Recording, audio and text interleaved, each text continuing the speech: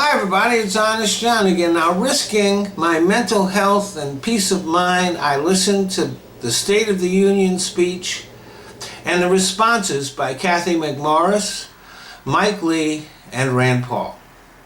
All of them said they wanted smaller government. And both Representative Morris and Lee made a point of saying that healthcare decisions should not be in the hands of the government, but in the hands of the individual, between the patient and the doctor. But 3 hours earlier, the GOP in the House, the Republicans in the House, passed another anti-abortion bill that also contained a provision punishing insurers who covered contraceptions and customers who wanted to get contraception.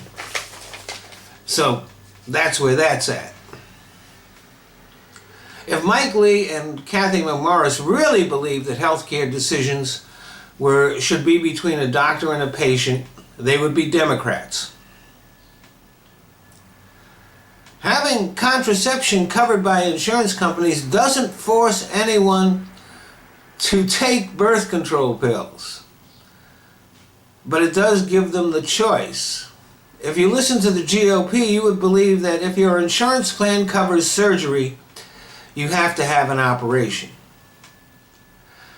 The rest of Cathy McMorris' speech was simply about herself and her family and had nothing to do with anything. It kind of reminded me of Chris Christie's speech at the Republican convention.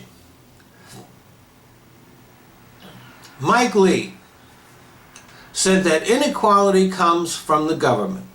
So laws requiring that women and men be paid the same for the same work increases inequality. Seems to me that corporate America, with the help of the conservative members of the Supreme Court, have created most of the inequality that we have here in the United States since the Reagan administration. And GOP attempts to take away people's right to vote is certainly not contributing to equality. And then there was Rand Paul, who blamed the entire financial crisis on the Fed. Now, they had a role in it, but Paul completely ignored the role of Wall Street and the big banks. And as a matter of fact, Senator Paul insisted that what we needed to do is deregulate Wall Street and the banks, and that if we do that, everything will be okay.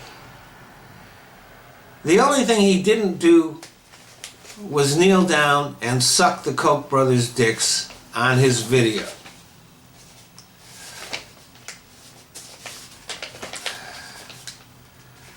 There was a fourth response to the Obama speech by the GOP, but I didn't bother with it. I mean, enough is enough.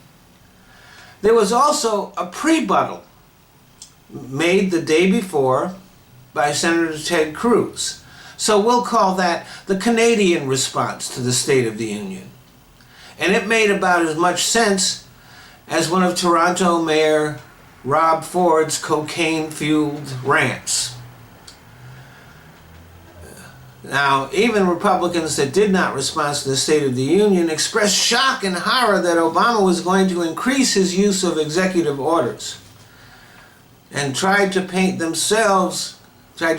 as a dictator and themselves as ready and willing to reach across the aisle and work in a bipartisan manner. I guess they think that we Americans are blind, deaf, and stupid. The vast majority of Americans on hearing this simply said, it's about time he did that. There was one other response to Obama's speech, and I guess it's a sign of the times that the most thoughtful and reasonable response to the State of the Union address came from the president of Iran. Thanks for listening.